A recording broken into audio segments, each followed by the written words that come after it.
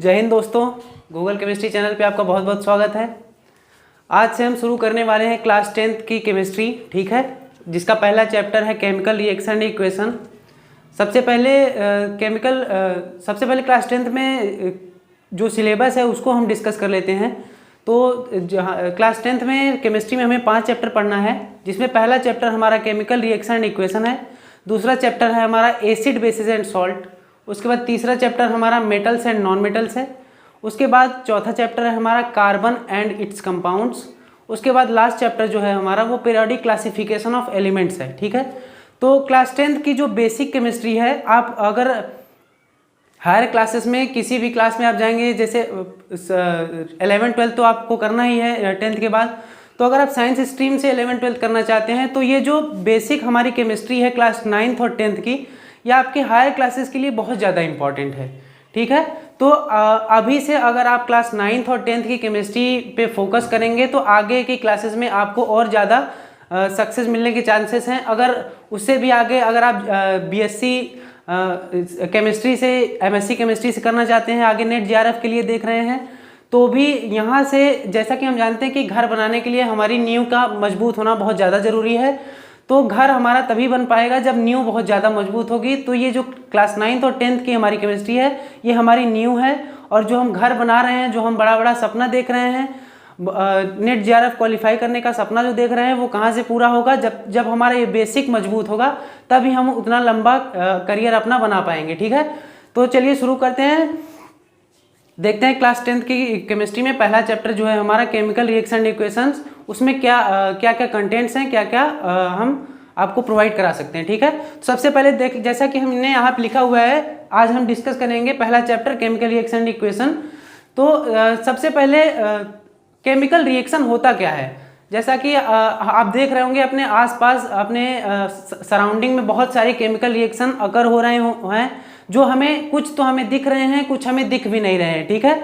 तो अगर NCERT basis पे बात करें हम, तो एनसीईआरटी बेसिस पे आपने देखा होगा कि अगर दूध वाला आता है, दूध वाला आया, वो दूध दे के चला गया, ठीक है, दूध दे के गया वो, और हमने उस दूध को ऐसे ही रूम टेम्परेचर पे रख दिया, ठीक है। हमने उस दूध को ऐसे ही रूम टेम्परेचर पे रख दिया और हमने उसको कोई हीट नहीं दिया, मतलब उसको बॉयल नहीं किया, ऐसे ही हमने खुले में छोड़ दिया उसको, ठीक है। तो हम क्या देखते हैं कि 2-3 घंटे के बाद वो दूध फिर हमें कंज्यूम करने के लायक नहीं रह जाता। तो ऐसा क्या हुआ होगा उसमें, ठीक है। इन सब बारे में हम आगे ब्रीफ में चर्चा करेंगे। एज एग्जांपल मैं आपको बता रहा हूँ कि जैसे दूध वाला आया, वो दे दिया, हमने उसको बॉयल नहीं किया, वैसे रख दिया, तो कुछ टाइम बाद हमारे कंज्यूम करने के लायक नहीं होता। तो उसमें बहुत सारे बैक्टीरिया एक्शन हो जाते हैं, ठीक है, जिसकी वजह से अगर बॉयल हम ना करें तो उसके ऊपर बहुत सारे बैक्टीरियल एक्शन हो जाते हैं, जिसकी वजह से उसका टेस्ट और कलर उसका थोड़ा चेंज हो जाता है, ठीक है। फिर वो हमारे कंज्यूम करने के लायक नहीं रहता, ठीक है। उसी तरह अगर हम मान लीजिए दुकान से नई नई साइकिल खरीद के लाएं, ठीक है, और उसको कुछ दिन तक ना चलाएं, लगभग 2-3 महीने तक हम चलाएं ना उसको, अब ऐसे घर में वो पड़ी रहे साइकिल, ठीक है, तो क्या हो जाएगा?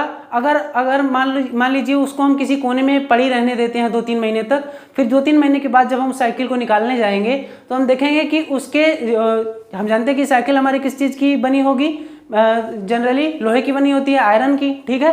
तो हम देखेंगे कि उसके सरफेस पे कोई ब्राउन कलर की लेयर आ जाती है, ठीक है, जिसको हम आगे चल के पढ़ेंगे रस्टिंग ऑफ आयरन में। ये हम चैप्टर फर्स्ट में भी पढ़ेंगे, कोरोजन जब टॉपिक पढ़ेंगे, उसके बाद हम जब मेटल्स एंड नॉन मेटल्स पढ़ेंगे तो वहाँ पे भी रस्टिंग ऑफ आयरन के बारे में हम लोग पढ़ेंगे, ठीक है। और हम लोग ये भी पढ़ेंगे कि इसको प्रिवेंट कैसे किया जा सकता है। तो मैंने 2 एग्जांपल दिए जो हमारे डेली लाइफ में होते हैं, एक दूध वाला, एक साइकिल वाला, ठीक है। और भी बहुत सारे एग्जाम्पल हैं, जैसे आपने देखा होगा कि जब हम खाना खा लेते हैं तो डाइजेस्ट हो जाता है पेट में जाके हमारे, कभी कभी ज़्यादा खाना खा लेते हैं तो डाइजेस्ट नहीं होता है, ठीक है। तो ये सारी प्रोसेसेस जो रिलेटेड हैं, ये मेनली किससे रिलेटेड हैं? हमारे केमिस्ट्री से रिलेटेड हैं, ठीक है। केमिस्ट्री का जो हमारा उपयोग है जीवन में, हमारे पूरे लाइफ में जो केमिस्ट्री का यूज़ है, बहुत ज़्यादा इंपॉर्टेंट रोल प्ले करता है, ठीक है। जैसे हम मान लीजिए कि सांस ले रहे हैं, अब सांस ले रहे हैं तो किसी साइंटिस्ट को ये तो लगा होगा कि हम जब सांस ले रहे हैं तो हवा हमारे मुंह के अंदर जा रही है, नाक के अंदर जा रही है, फिर जब हम सांस निकाल रहे हैं तो हमारे नाक से हवा बाहर आ रही है। तो किसी साइंटिस्ट ने एग्जामिन किया होगा कि क्या जो हम सांस ले रहे हैं, जो हवा खींच रहे हैं अंदर और जो हवा बाहर आ रही है, क्या ये दोनों सेम है? जो हम हवा खींच रहे हैं क्या ये और जो हम बाहर हवा निकाल रहे हैं वो दोनों सेम हैं? तो जब उन्होंने बहुत सारे साइंटिस्ट ने जब एग्जामिन किया तो पता चला कि जो हम एयर अपने अंदर ले रहे हैं उसमें क्या प्रेजेंट है, ज़्यादा मात्रा में ऑक्सीजन प्रेजेंट है, ठीक है। और जो हम अपने मुंह से बाहर हवा निकाल रहे हैं वो उसमें क्या प्रेजेंट है, उसमें ज़्यादा मात्रा में कार्बन डाइऑक्साइड प्रेजेंट है। मतलब कार्बन और ऑक्सीजन ज़्यादा मात्रा में प्रेजेंट है, कार्बन डाइऑक्साइड प्रेजेंट है। तो ये सब जो बातें हैं ये केमिस्ट्री से रिलेटेड हैं। और अगर हम हर एक सेकंड की बात करें, जैसे हम सांस तो हर मिनट में कितनी बार, लगभग 70 टाइम्स हम सांस लेते हैं 1 मिनट में, ठीक है। तो क्या होता है कि हर मिनट में, हर सेकंड में केमिस्ट्री हमसे जुड़ी हुई है, ठीक है। हम कोई भी एक्टिविटी करते हैं घर पे तो कहीं ना कहीं वो केमिस्ट्री से जुड़ी हुई है। जैसे अभी हम पढ़ रहे हैं यहाँ पे, तो यहाँ पे बहुत सारी लाइट जल रही है, तो लाइट में क्या हो रहा है, इलेक्ट्रॉन्स का ट्रांसफर हो रहा है। और इलेक्ट्रॉन्स भी किससे रिलेटेड हैं, मेनली हमारे केमिस्ट्री से रिलेटेड हैं, ठीक है। तो केमिस्ट्री का बहुत सारा यूज़ है हमारे डेली लाइफ में। तो अब आ जाते हैं हम, मैंने इतना एग्जांपल दिया आप लोगों को, आशा करता हूँ कि थोड़ा बहुत समझ में आया होगा। वैसे अब हम ब्रीफ में थोड़ा सा समझते हैं कि अगर इसको हमें पेपर पे लिखना हो इसी शब्द को, तो हम किस वे में लिखेंगे कि केमिकल रिएक्शन अगर कोई चीज़ हो रही है। देखिए केमिकल रिएक्शन के अगर हम बात करें तो केमिकल रिएक्शन क्या होती है, कभी भी कोई एक या दो सब्सटेंस आपस में रिएक्ट कर जाते हैं, ठीक है। एक या दो सब्सटेंस आपस में रिएक्ट कर जाते हैं और वो रिएक्ट करने के बाद एक या एक से अधिक नई सब्सटेंस का फॉर्मेशन करते हैं, ठीक है। एक या एक से अधिक नई सब्सटेंस का फॉर्मेशन करते हैं और उनकी जो प्रॉपर्टी होती है वो पहले से डिफरेंट हो जाती है, ठीक है। जैसे मान लीजिए ए और बी कोई प्रोडक्ट, ए और बी कोई चीज़ है, वो आपस में रिएक्ट किया और वो बना लिया ए बी, ठीक है। हम यहाँ ब्लैक बोर्ड पे समझ लेते हैं। मान लीजिए ए और बी आपस में रिएक्शन किया, ठीक है। ए और बी आपस में रिएक्शन किया और ये बना लिया कोई ऑब्जेक्ट बना लिया ए बी, ठीक है। कोई ऑब्जेक्ट ए बी बना लिया, तो अब उसके बाद क्या होगा, इसकी और इन दोनों की प्रॉपर्टी आपस में क्या होगी, बिल्कुल डिफरेंट होगी। लेकिन इसका जो मास होगा, मास, ठीक है, इसका मास जो होगा वो इसके और इसके बराबर होगा, ठीक है।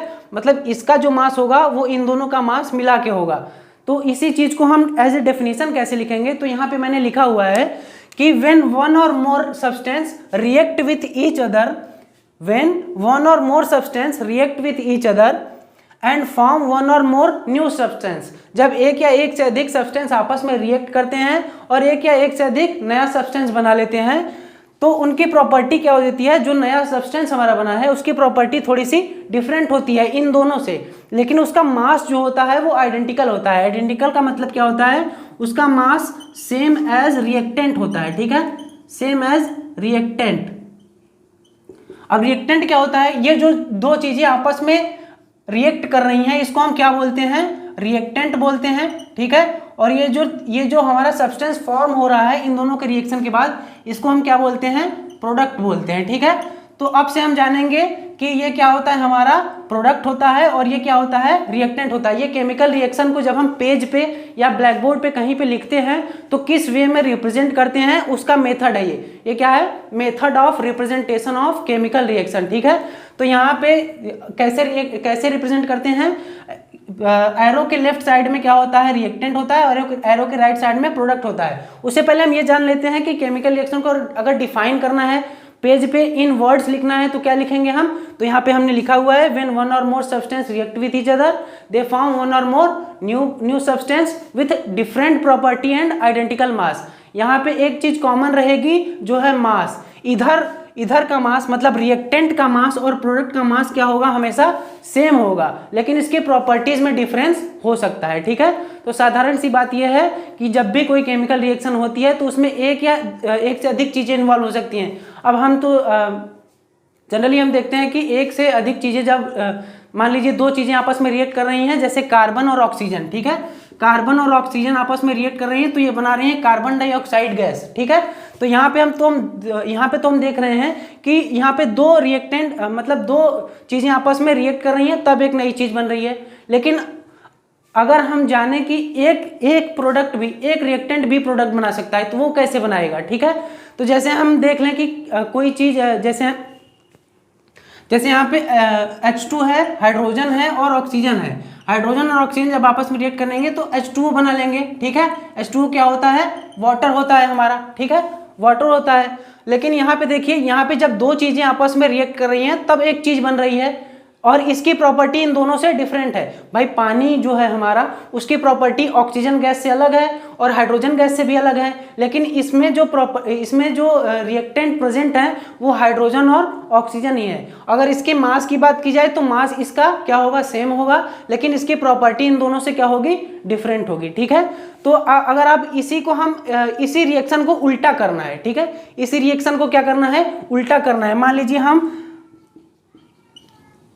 मान लीजिए हम पानी का रिएक्शन करा रहे हैं, पानी में हम क्या करें? इलेक्ट्रिसिटी पास करा दें, ठीक है।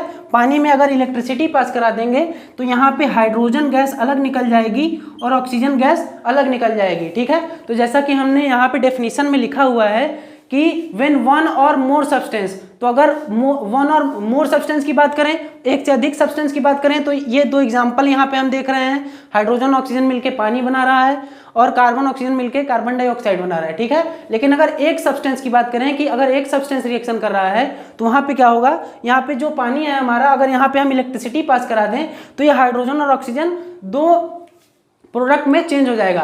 तो यहाँ पे डेफिनेशन ये भी हो सकती है कि when one substance can also form one or more product, ठीक है। यहाँ पे एक सब्सटेंस कितने प्रोडक्ट फॉर्म कर रहा है? दो प्रोडक्ट फॉर्म कर रहा है। तो केमिकल रिएक्शन, साधारण सी बात यह है कि केमिकल रिएक्शन में एक रिएक्टेंट भी हो सकता है, एक रिएक्टेंट भी हो सकता है और दो रिएक्टेंट भी हो सकते हैं, और प्रोडक्ट में भी एक प्रोडक्ट हो सकता है या दो प्रोडक्ट हो सकते हैं या उससे ज़्यादा भी हो सकते हैं, ठीक है। धीरे धीरे इन बातों पे हम चर्चा करेंगे, जैसा कि आज हमारा पहला लेक्चर है इस टॉपिक पे, ठीक है। तो पहले लेक्चर में हमने आज पढ़ा केमिकल रिएक्शन के बारे में। अब हम देख लेते हैं कि केमिकल रिएक्शन जो है हमारा, उसमें क्या क्या अकर होता है, क्या क्या चीज़ें उसमें इवॉल्व होती हैं केमिकल रिएक्शन जब होता है तो, ठीक है।